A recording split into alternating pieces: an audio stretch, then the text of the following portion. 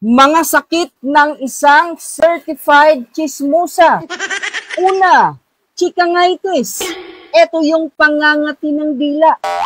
Hindi mapigilang magkwento kahit bawal. Pangalawa, Marites Ear Syndrome o yung MES. Ito naman yung laging alerto ang tenga kahit malayo ang chika.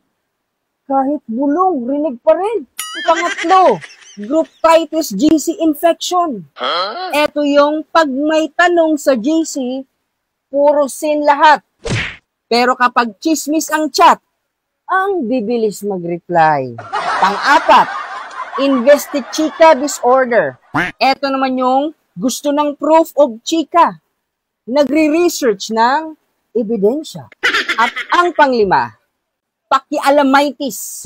Ito naman yung sakit na hindi mapigilang makisawsaw sa isyo. Na hindi naman siya kasama. Ikaw, alin dyan yung mga sakit na nararamdaman ng kakilala mong chismosa? Comment mo na.